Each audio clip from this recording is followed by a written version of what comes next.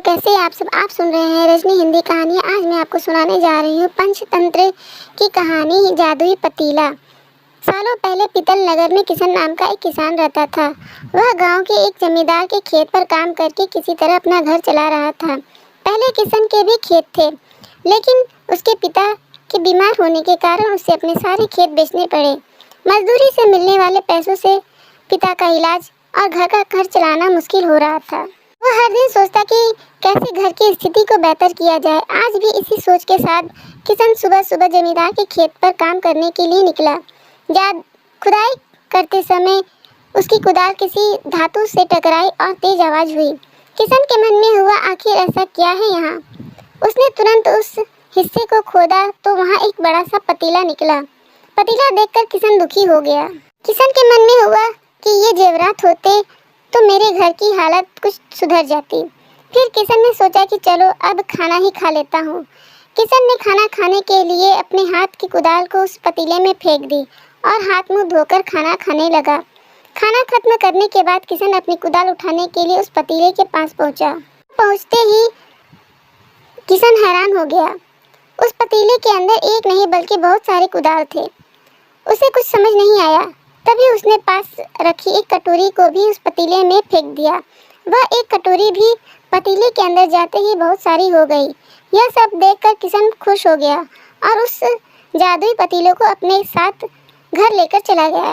वह हर दिन उस बर्तन में कुछ औजार डालता और जब वो ज़्यादा हो जाते तब उन्हें बाजार में जाकर बेच आता।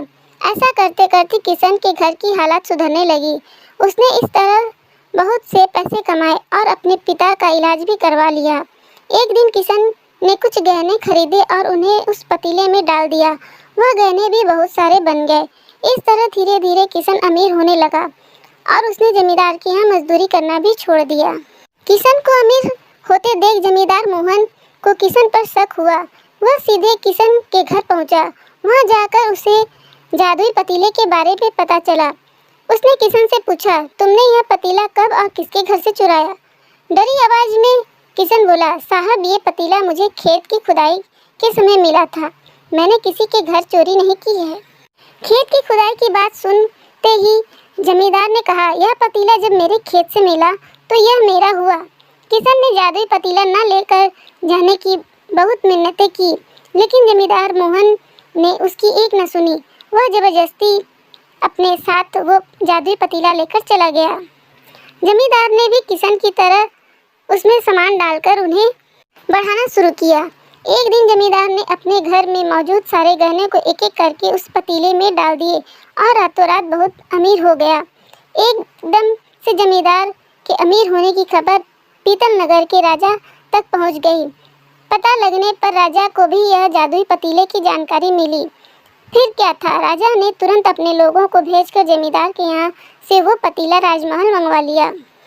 राजमहल में उस जादुई पतीले के पहुँचते ही राजा ने अपने आसपास मौजूद सामान को उसमें डालना शुरू किया। सामान को बढ़ता देख राजा दंग रह गया। होते होते आखिर में राजा खुद उस पतीले के अंदर चला गया। देखते ही देखते उस पतीले में बहुत सारे राजा निकल आए। पतीले से निकला हर राजा बोलता, मैं पीतल नगर का असली राजा हूँ। तुम्हें तो इस जादुई पतीले ने बनाया है।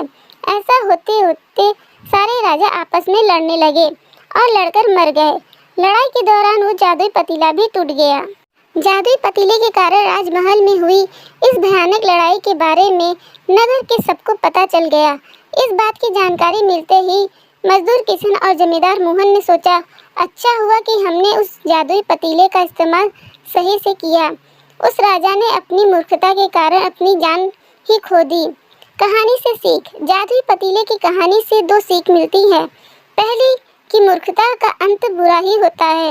दूसरी यह कि हर सामान का इस्तेमाल संभाल कर करना चाहिए। अति हानिकारक हो सकती है। तो बच्चों, आपको कहानी ये कैसी लगी? अगर आपको अच्छी लगी तो प्लीज़ चैनल को सब्सक्राइब करें, लाइक करें, कमेंट करें, शेयर करें और बेल आइकन दबाना ना भूलें। धन्यवाद।